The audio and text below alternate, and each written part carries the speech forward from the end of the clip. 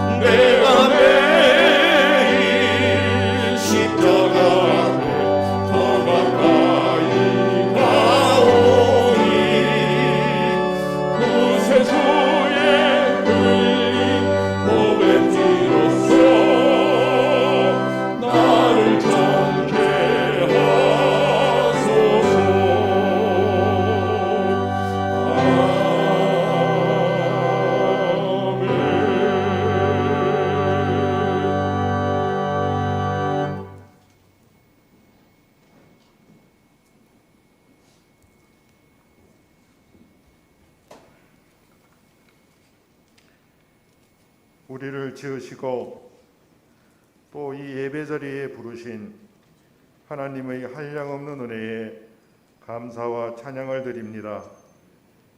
사랑과 은혜가 풍성하신 하나님 아버지, 아무 공로 없는 죄인된 저희들을 택하여 주시고 예수님의 보혈의 피로 씻고 덮어주시어 의인 삼아 하나님의 자녀되게 하여 주심에 감사드립니다.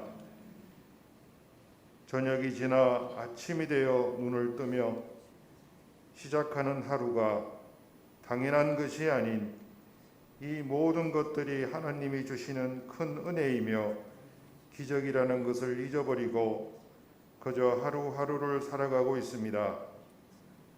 세상 사람들마저도 소확행이라는 말을 하며 작지만 확실한 행복을 누리는 것에 감사의 의미를 찾는데 천지의 창조주이시며 전능하신 하나님의 은혜와 보살핌을 받으며 살면서도 감사와 자족의 삶을 살지 못하는 우리들의 부끄러운 모습을 봅니다.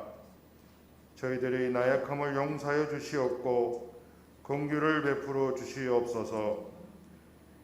하나님은 영이시니 예배하는 자가 영과 진리로 예배할지니라는 말씀을 의지하여 예배를 드립니다. 여러 가지 처한 환경이 많이 어려우나 하나님께 예배드리는 이 시간이 얼마나 복된 시간인지를 깨닫게 하시며 이 예배를 통하여 치유하시는 하나님의 사랑과 은혜의 손길을 체험케 하시옵소서. 우리들이 지금 겪고 있는 이 고난과 고통이 끝이 아니라 하나님이 우리를 위하여 예비하신 또 하나의 축복의 통로가 된다는 사실을 은혜 가운데 알게 하시어 하늘로부터 오는 참 평안과 기쁨을 가지고 돌아갈 수 있도록 인도하여 주시옵소서. 나의 영혼아 잠잠히 하나님만 바라라. 물은 나의 소망이 그로부터 나오는도다. 오직 그만이 나의 반석이시요 나의 구원이시요 나의 요새이시니 내가 흔들리지 아니하리로라는 말씀을 붙잡고 앞날에 대한 불안과 두려움을 이겨낼 수 있도록 도와주시옵소서. 하나님께서 세워주신 대한민국을 위하여 기도드립니다. 하나님께서 이스라엘 민족을 선택하셨듯이 우리 민족을 사랑하시고 은혜와 복을 주시어 지금처럼 부강한 나라가 되게 하여 주심에 감사드립니다.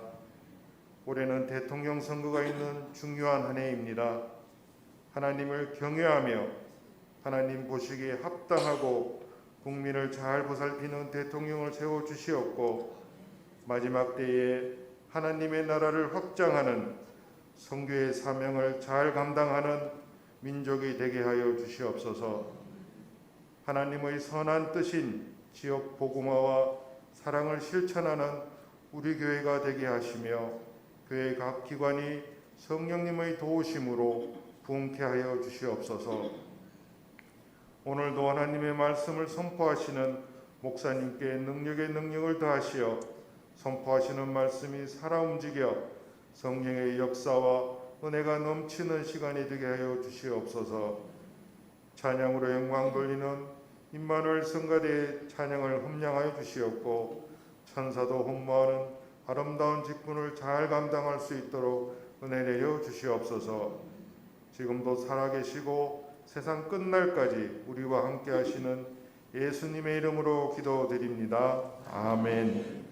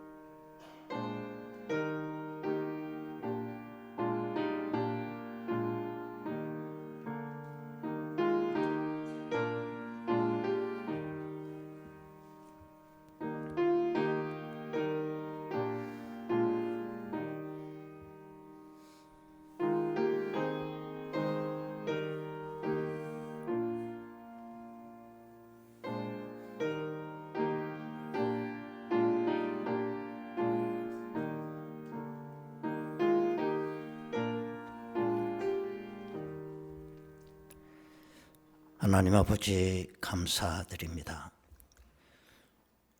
오늘도 이른 아침부터 저희들의 발걸음을 하나님의 전을 향하게 하시고 내가 하나님 앞에 드릴 귀한 예물을 들고 예배자리에 앉게 하시니 감사합니다. 지난 한 주간도 힘들고 어려운 또 강추위 속에 저들이 살았지만 하나님께서 저들을 실족하지 아니하도록 저희들의 발걸음을 인도하셨고 낮의 해와 밤의 달이 상치 아니하도록 저들을 지켜주셨음을 감사드립니다. 하나님 아버지, 오늘도 귀한 예물을 드렸사오니 내 믿음으로 하나님 앞에 물질로 고백한 나의 믿음입니다. 하나님께서 연락하여 주시며 내 믿음대로 될지어다라고는 말씀처럼 믿음의 역사가 저들의 삶 가운데 날마다 더하게 하여 주옵소서. 예수님의 이름으로 기도하옵나이다. 아멘. 하나님의 말씀을 이제 보시겠습니다. 구약성경 전도서 10장 1절에서 4절까지 말씀 되겠습니다. 전도서 10장 1절에서 4절까지 말씀. 죽은 파리들이 향기름을 악취가 나게 만드는 것 같이 적은 우매가 지혜와 존귀를 난처하게 만드느니라. 지혜자의 마음은 오른쪽에 있고 우매자의 마음은 왼쪽에 있느니라. 우매한 자는 길을 갈 때에도 지혜가 부족하여 각 사람에게 자기가 우매함을 말하느니라. 주권자가 내게 분을 일으키거든 너는 내 자리를 떠나지 말라. 공손함이 큰 허물을 용서받게 하느니라. 아멘.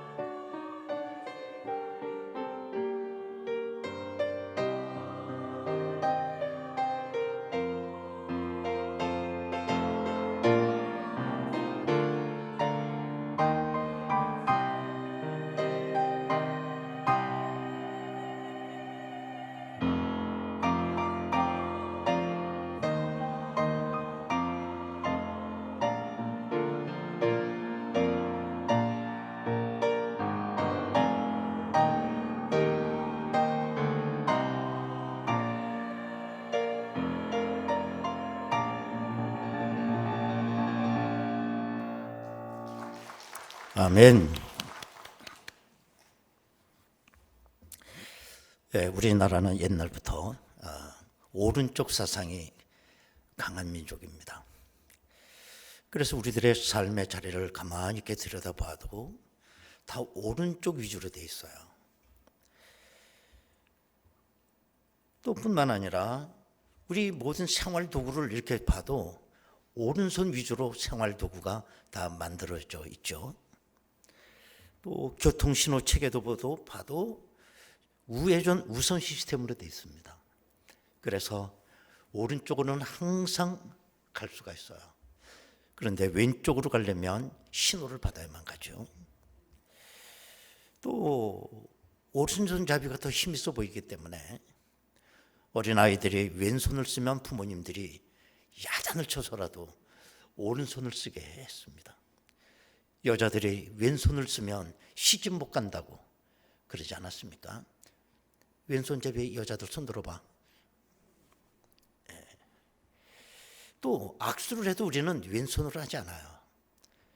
다 왼손잡이건 오른손잡이건 악수는 다 오른손으로 하는 것입니다. 자리도 오른쪽 자리가 더 높아 보입니다. 그래서 오른쪽 자리에 앉아있는 벼슬을 우리는 우의정이라고 우리 얘기를 하고, 옛날에 왼쪽 자리에 앉아있는 그 벼슬을 좌의정이라고 얘기를 했습니다. 그래서 우의정이 한 단계 높은 벼슬이에요. 자, 그런데 이건 우리나라뿐만 아니라 성경에도 가만히 보면 아주 오른쪽 사상이 아주 강한 것입니다. 성경에서 오른편이라고 하는 걸 찾아보려면 셀 수 없이 찾아볼 수가 있어요. 그런데 성경에 나오는 이 오른편 자리는 첫 번째로 예외가 없습니다. 은총의 자리예요. 은총의 자리. 무조건 은총의 자리입니다. 오른편 자리. 그래서 여러분들은 오른편 자리를 목숨 걸고 지켜야 돼요. 그래야 내가 은총의 자리에 머물 수 있다는 걸 기억을 하셔야 됩니다. 성경에 보면 예를 들어 이런 말씀들이 있죠. 시편 60편 5절에 보면 주께서 사랑하시는 자를 건지시기 위하여 주의 오른손으로 구원하시고 응답하소서 그랬습니다.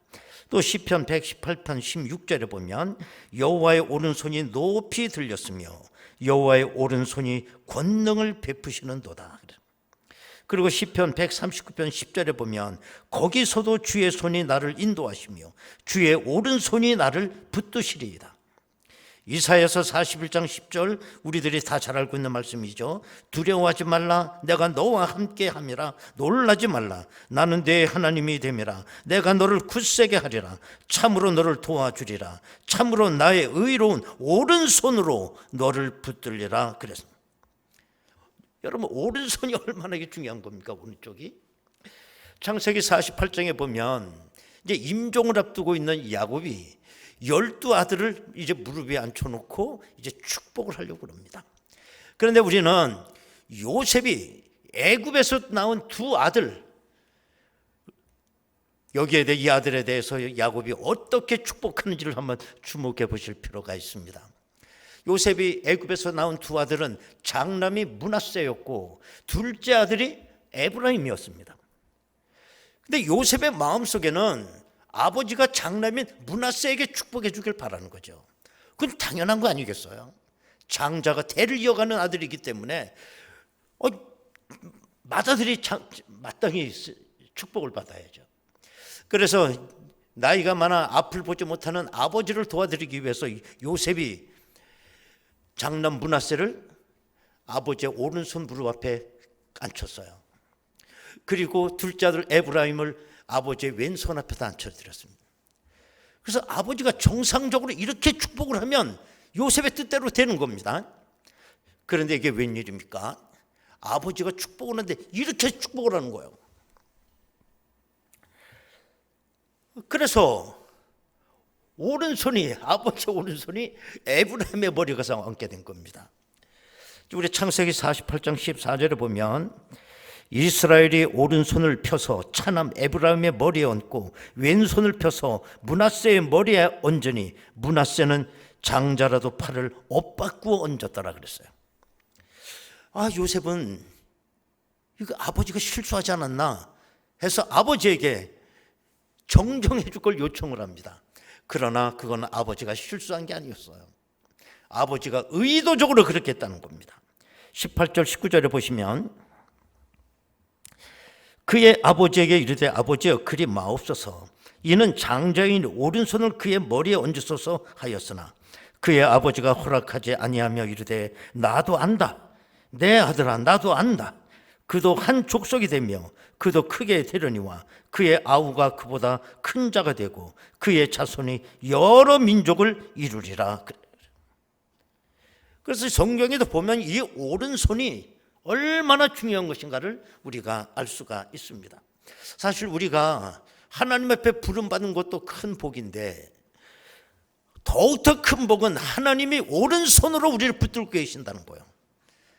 그게 더 큰 복입니다, 여러분. 우리가 다윗을 알고 있지 않습니까? 다윗의 일생이라고 하는 게 정말 사울왕에게 쫓겨서 수많은 세월을 죽음의 고비와 위기와 공경 속에 그가 살고 있지 않습니까? 그러나 그 가운데서 다윗이 고백한 건 어떤 겁니까? 시편 16편 8절에 보면 내가 여호와를 항상 내 앞에 모시며 그가 나의 오른쪽에 계심으로 내가 흔들리지 아니하리로다.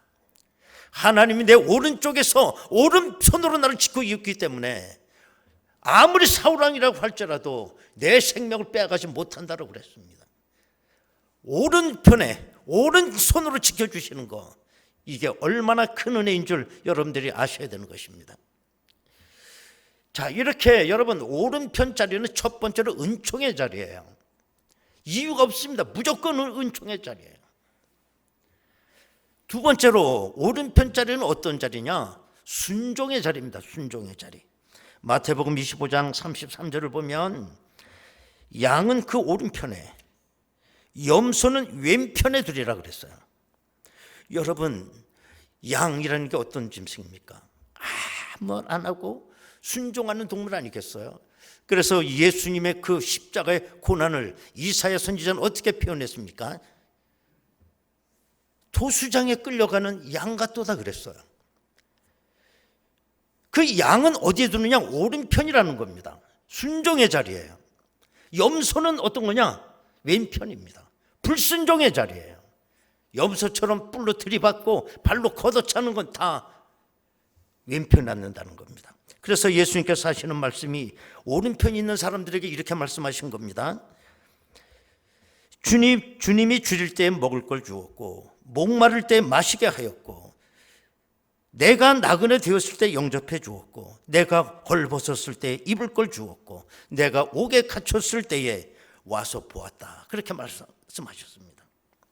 여러분, 우리가 오른쪽으로 가면 갈수록 거기는 순종의 자리예요. 순종으로 말미암아 받는 은혜와 복을 받는 자리입니다. 그러나 왼쪽으로 가면 갈수록 어떤 거냐? 불순종의 자리인 것입니다. 하나님과 거리가 점점 멀어지는 그 자리가 왼편 자리라는 거 기억하셔야 됩니다. 여러분, 요한복음 21장에 가보면 예수님이 십자가에 죽으셨을 때에 실망한 제자들이 다 뿔뿔이 자기 갈 길로 가버렸어요.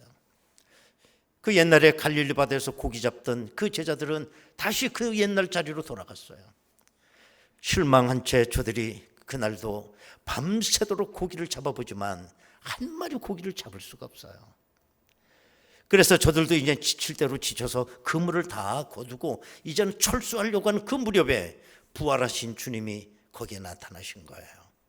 그러시면서 예수님, 부활하신 주님이 제자들에게 하는 말씀이 배 오른편에 갖다 그물을 던지라는 거예요. 오른편에.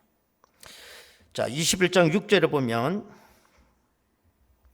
이르시되 그물을 배 오른편에 던지라. 그리하면 잡으리라 하시니 이에 던졌더니 물고기가 많아 그물을 들 수 없더라. 정말 오른편에다 그물을 던졌더니 들 수 없을 정도로 고기를 많이 잡았다는 거예요. 자, 그러면 여러분, 오른편에 고기가 많다는 겁니까? 그건 아닐 거예요. 제자들은 밤새도록 그물을 던지며 어디는 안 던져봤겠어요. 배 앞에도 던져보고 뒤에도 던져보고 오른쪽에도 던져보고 왼쪽에도 다 던져봤을 거 아닙니까? 자, 그러면 예수님께서 말씀하시는 오른편은 과연 어떤 거냐? 그거는 바로 순종의 자리입니다. 순종의 자리. 여러분, 지금 이 상황은 순종하기 힘든 상황이에요. 왜 그렇습니까? 밤새도록 지칠 대로 그물을 던졌어요. 이제는 더 그물을 던질 힘도 없어. 고기가 설사 잡힌다고 해도 이제는 그물을 던질 수가 없는 상황이에요. 또 뿐만 아니라 오른쪽에 그물을 던지라고 하셨는데 안 던져본 게 아니잖아요. 밤새도록 오른쪽에 얼마나 많이 던져봤는지 몰라요. 근데 거기 또 던지라는 거예요. 또 오른쪽에만 고기가 있다는 건 과학적 근거도 없어요. 자, 그렇기 때문에 우리가 순종하기가 그렇게 힘든 겁니다. 순종하기. 정말 내 의지를 꺾고 내가 주님의 말씀에 굴복하지 아니하고는 결코 우리는 순종할 수가 없어요. 순종의 자리에 앉기가 그렇게 힘든 겁니다. 오늘날 현대인들이 참 순종하기 힘들고 예수 똑바로 믿기 힘든 이유는 뭐냐? 너무 똑똑하고 배운 것 많고 이론도 많고 과학적인 사고방식을 가졌기 때문에 그런 겁니다. 이걸 우리는 왼편 사고방식이라고 그래요. 왼편 사고방식. 여러분, 왼편 사고방식을 버려야만 오른편에 그물을 던질 수가 있어요. 오른편에 고기가 많은 것입니다. 오른편에 그물을 던져야 됩니다. 오른편에 은혜가 있는 것입니다. 왜? 거기는 순종의 자리이기 때문에 그래요. 순종의 자리. 그 다음에 오른편 자리는 어떤 자리냐? 궁극적으로 승리의 자리예요. 승리의 자리. 우리 부활하신 주님께서 승천하시고 성경에 보면 하나님 보좌 우편에 앉아 계신다. 우편에. 왼쪽에 앉아 있는 게 아닙니다. 우편에 앉아 계시다. 우리가 사도신경을 고백할 때마다 하늘에 오르시어 전능하신 아버지 하나님 우편에 앉아 계시다가 라고 우리는 고백하고 있어요. 베드로전서 3장 22절에 보면 그는 하늘에 오르사 하나님 우편에 계시니 천사들과 권세들과 능력들이 그에게 복종하느니라 그랬습니다. 왜 우리 주님께서 보좌 우편에 앉아 계신 이유가 뭐냐? 사망, 권세, 모든 걸 물리치고 승리하셨기 때문에 거기 앉는 겁니다. 여러분, 로마서 8장 34절에 보면 누가 정죄하리요? 죽으실 뿐 아니라 다시 살아나신 이는 그리스도 예수시니 그는 하나님 우편에 계신 자요 우리를 위하여 간구하시는 자니라. 성도 여러분, 우리의 신앙생활 마지막 궁극적으로 내가 앉아야 될 자리는 어디냐? 오른편 자리에 앉는 겁니다. 왜? 믿음으로 승리했기 때문입니다. 오른편 자리에 앉을 사람들이에요. 우리가 그 오른편 자리는 승리자만 앉는 자리요, 면류관이 준비된 자리가 바로 그야말로 오른편 자리인 것입니다. 그래서 사도 바울도 말하기를 내가 달려갈 길을 다 달리고 선한 싸움을 싸우고 내가 믿음을 지켰으니 이제 후로는 면류관이 준비되어 있다. 이 얘기는 뭐냐면 나는 오른편 자리에 앉기 위해서 달렸고 싸웠고 지켰다는 겁니다. 그 자리에 앉으려고. 이제는 내 머리에 면류관이 쓰여진다는 거예요.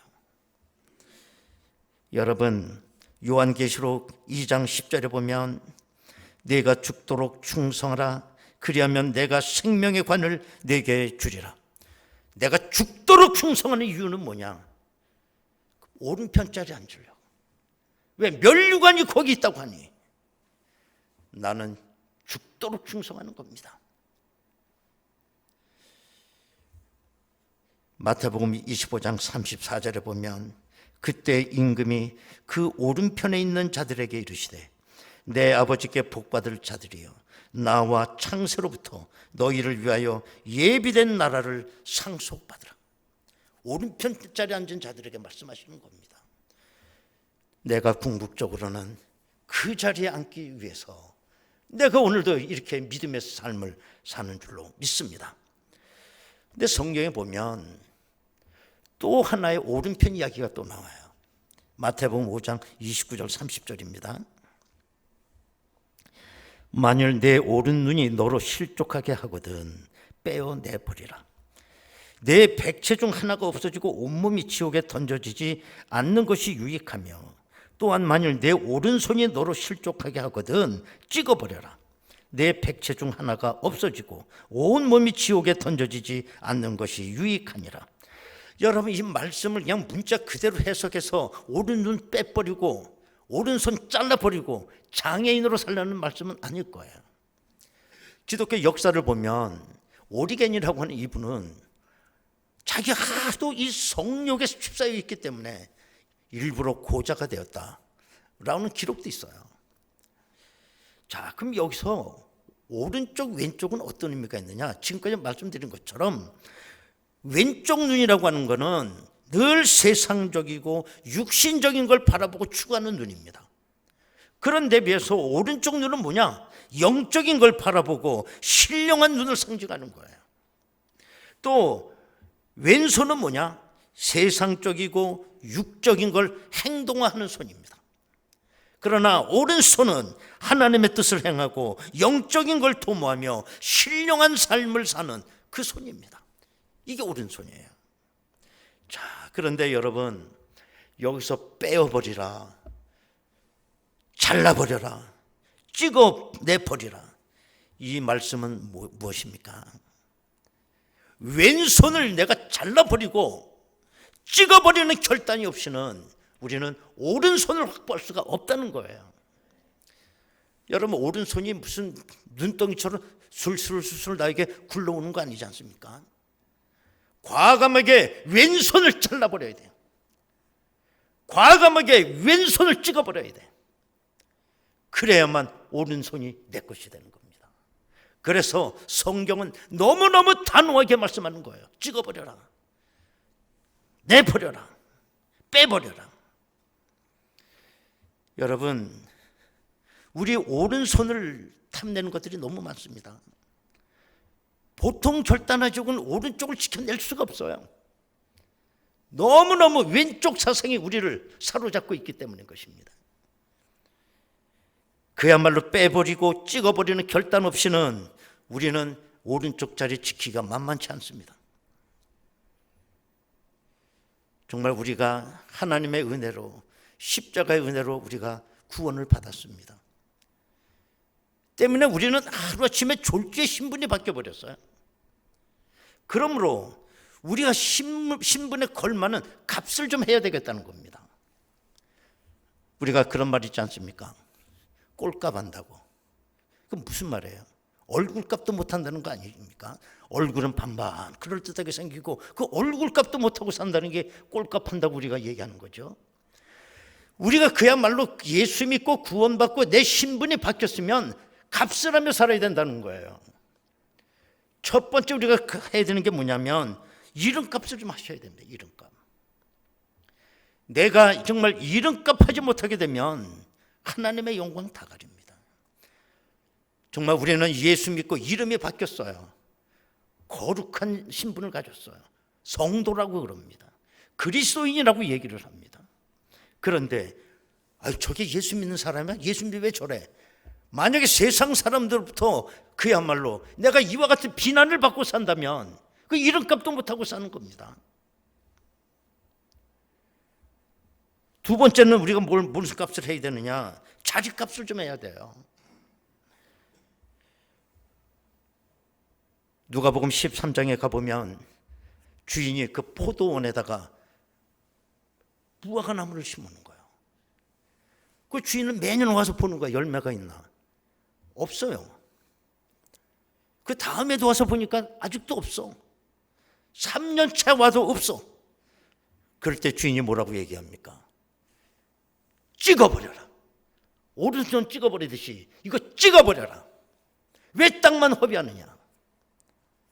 여러분, 포도원에 침을 자리값을 하셔야 됩니다. 예수님이 길 가시다가 저 큰 무화과나무 하나를 발견해요. 예수님이 시장하셨어요. 잎이 무성하니까 다 분명히 열매가 있을 거라고 생각을 했어요. 가봤더니 열매가 없어요. 사람을 속인 거예요. 길 옆에 앉아가지고는 심겨가지고는 사람을 유혹하는 겁니다. 실망한 예수님이 무화과나무를 저주하셨어요. 그랬더니 무화과나무가 그날 다음날 가보니 다 말라 죽어 있더라는 겁니다. 왜? 거기 존재될 이유가 없어요. 자리값을 해요. 자리값을.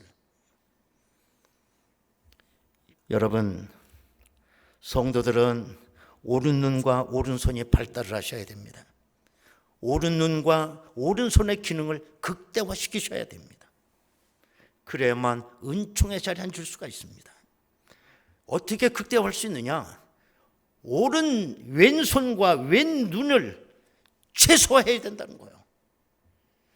그래야 최소한 것만큼 오른쪽이 극대화되는 겁니다. 이 결단이 우리에게 있어야 될 줄로 믿습니다. 우리가 오른쪽 자리를 지켜야 되는 이유는 세 가지입니다. 첫 번째는 나 자신을 위해서입니다. 오른쪽 자리는 무조건 은총의 자리라고 그랬어요. 오른쪽 자리는 순종의 자리라고 그랬어요. 오른쪽 자리는 승리의 자리라고 그랬습니다. 두 번째로 내가 오른쪽을 지켜야 되는 이유는 하나님을 위해서, 하나님의 영광을 위해서. 내가 오른쪽에 앉지 못하면 하나님의 영광이 가려지니까요. 세 번째는 내가 왜 오른쪽에 앉아야 되느냐? 세상을 위해서입니다. 너희는 세상의 빛과 소금이 되라고 했습니다. 이 얘기는 뭐냐? 선한 영향력을 끼치며 살아야 된다는 거예요. 자, 그런데 우리나라의 그리스도인이 뭐 몇백만이다, 천만이다 그 얘기하지만 무슨 영향력이 있나요? 왜 영향력이 없나요? 그 이유는 성도가 오른손을 내렸기 때문에 그래요. 또 뿐만 아니라 그리스도인이라고는 이름을 가지고 실제는 왼쪽 자리에 앉아서 살기 때문에 그런 겁니다. 그래서 그리스도인이 영향력이 없어요. 여러분, 세상에서 가장 지혜로운 자는 오른편의 의미를 아는 자입니다. 그래서 오른편을 목숨을 걸고 지키는 자들입니다. 이 사람들이 지혜로운 자입니다. 여러분, 오늘 본문은 이렇게 말하고 있습니다. 본문 2절 우리 다 같이 한 목소리로 한번 읽겠습니다. 시작. 지혜자의 마음은 오른쪽에 있고 우매자의 마음은 왼쪽에 있느니라. 지금 여러분들의 마음은 어느 쪽에 있는 겁니까? 양다리 다 걸치고 있는 겁니까? 오른쪽을 선택하기 위해서 왼쪽을 과감하게 포기하셔야 됩니다. 그럴 때 나는 온전한 그리스도인으로 세상 앞에 선한 영향력을 끼치며 모든 하나님의 은총이 다 나의 것이 될 줄로 믿습니다. 이 은혜가 우리 모두에게 있기를 바랍니다. 여러분, 이 시간 우리 다 같이 통성으로 한번 기도하겠습니다.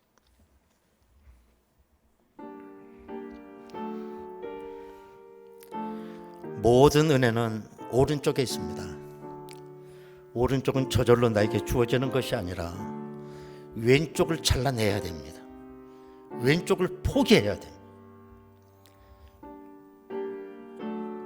그럴 때 오른쪽이 나의 것이 됩니다. 각종 은혜를 다 우리가 받을 수가 있습니다. 우리는 그리스도인이라고 하는 이름을 가지고 왼편에 앉아 사는 경우가 얼마나 많습니까? 하나님 아버지, 하나님이 주신 은혜는 오른쪽에 있습니다. 항상 오른편에 서기를 원합니다. 왼쪽을 과감하게 포기하고 오른쪽을 추구해 나가는 저희들이 되게 하여 주시옵소서. 다 같이 통성으로 기도하겠습니다. 은혜로우신 아버지 하나님, 감사드립니다.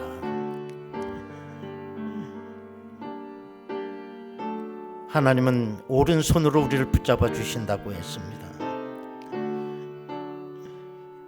끝까지 승리한 자는 보좌 우편에 앉는다고 그랬습니다. 배 오른편에 그물을 던져야 고기를 잡을 수 있다고 말씀하고 있습니다. 하나님 아버지, 오른편은 저절로 우리에게 주어지는 것이 아니라 왼쪽을 포기할 때 오른쪽이 나에게 주어진다는 사실을 저절로 알게 하시고, 신령한 은혜, 신령한 축복을 추구하는 저희들이 되게 하여 주옵소서. 하나님 아버지, 모든 은혜와 복과 신령한 것은 오른쪽에 있습니다. 하나님 아버지, 내가 예수를 믿는 이유는 궁극적으로는 보좌 우편에 앉기 위해서입니다.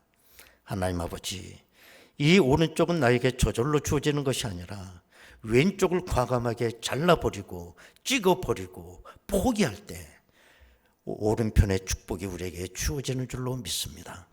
하나님 아버지, 오늘도 저희들이 하나님 우편에 앉는 저희들 되게 하시고, 그야말로 오른편으로, 오른손으로 우리를 붙잡아 주심으로 이 어려운 세상에서도 흔들리지 아니하고 끝까지 승리해 갈 수 있는 줄로 믿사오니 항상 오른손의 복이 우리 가운데 있게 하옵소서. 예수님의 이름으로 기도하옵나이다. 아멘. 458장입니다.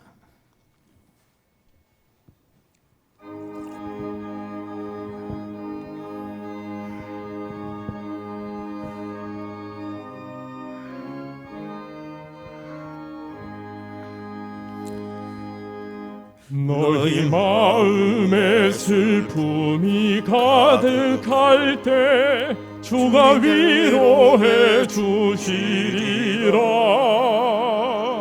아침 해같이 빛나는 마음으로 너 십자가 지고 가라.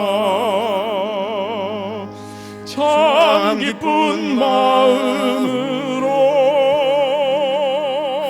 십자가 지고 가라.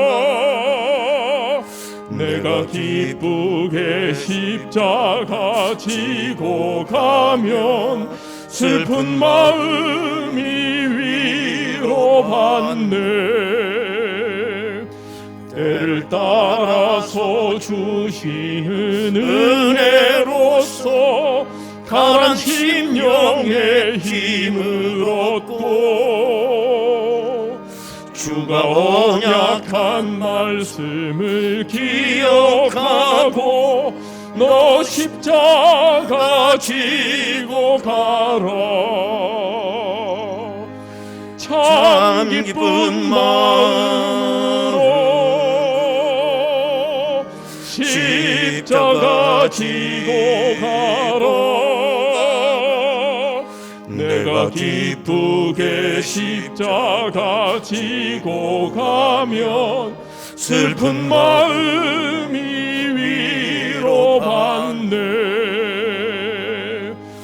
내가 맡은 일 성실히 행할 때에 주님 앞에서 상 받으리.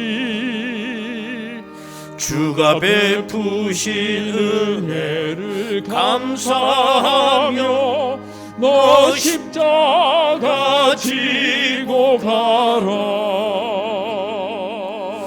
참 기쁜 마음으로 십자가 지고 가라. 내가 기쁘게 십자가 지고 가면 슬픈 마음이 위로받네.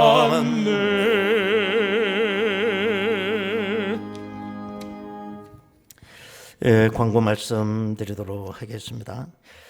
해가 바뀌면 우리 직장생활 하시는 분들 기부금 납입 증명서를 필요한 것 같습니다. 원하시는 분들은 교회 홈페이지를 통해서 신청하셔도 되고, 아니면 교회 사무실로 직접 전화를 하시면 발급받을 수가 있겠습니다. 많이 이용해 주시길 바랍니다. 모임 광고가 여기 있습니다. 일남성교회 원래회 3부 예배 후 새벽기도회실, 제3여전도회 원래회 3부 예배 후 2층 유아실에 써 있습니다. 또 권사회 원래회 수요 예배 후 본당에 써 있고요. 제1여전도회 원래회가 다음 주일 3부 예배 후 본당에 써 있다고 합니다.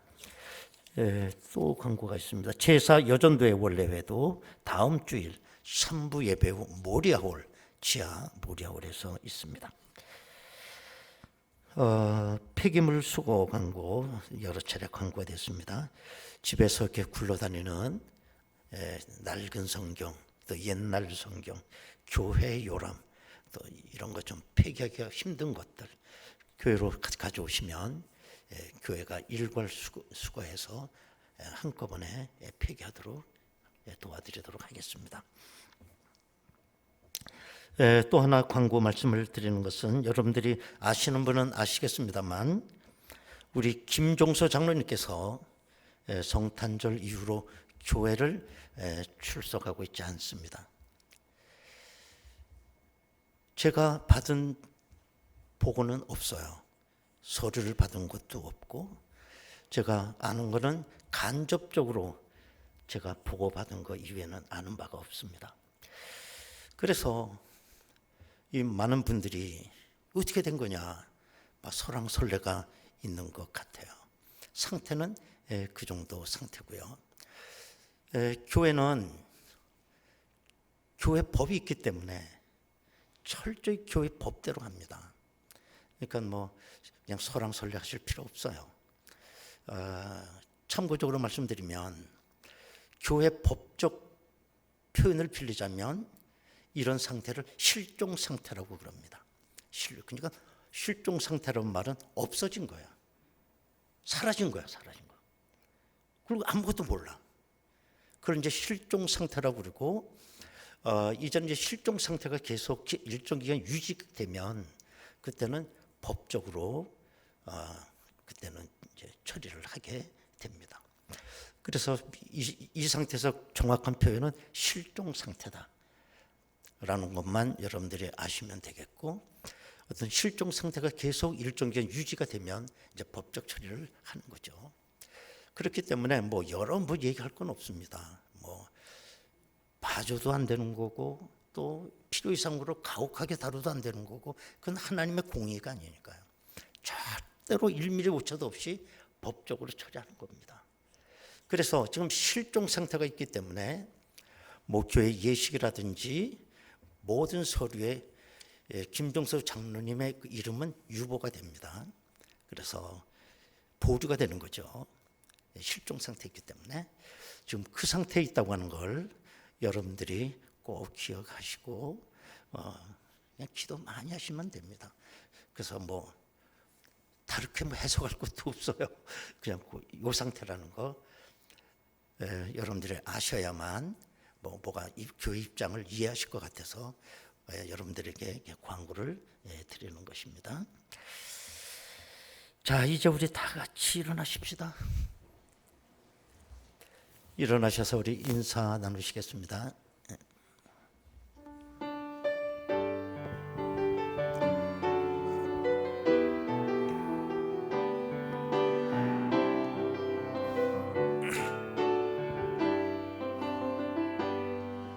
내 눈 주의 영광을 보네. 우리 가운데 계신 주님, 그 빛난 영광 온 하늘 덮고 그 찬송 온 땅 가득해. 내 눈 주의 영광을 보내 찬송 가운데 서신 주님, 주님의 얼굴은 온 세상 향하네. 권능의 팔을 드셨네. 주의 영광 이곳에 가득해.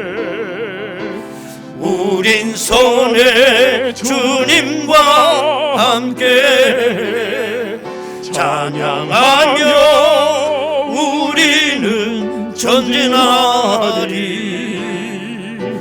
모든 열방 주 볼 때까지 내 눈 주의 영광을 보내 찬송 가운데 서신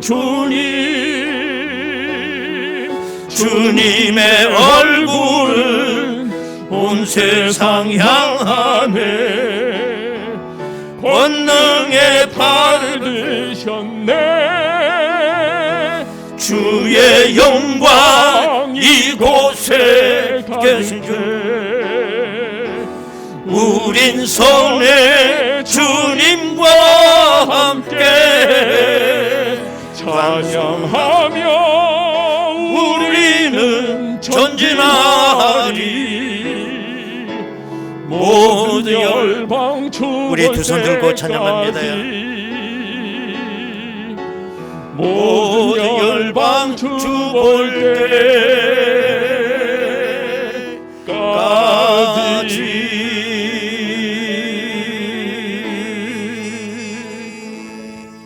때까지. 할렐루야. 하나님께 박수로 영광 올립니다. 아멘. 지금은 우리 주 예수 그리스도의 은혜와 아버지 하나님의 극진하신 사랑하심과 성령님의 감동하시고 내주 충만 교통 역사하심이 내가 항상 사는 날 동안 오른편을 추구하며 하나님 보좌 우편에 앉을 때까지 믿음의 승리의 삶 살아가기를 원하는 저희들 심령 위에 지금으로부터 영원토록 함께 하시옵기를 간절히 축원하옵나이다. 아멘.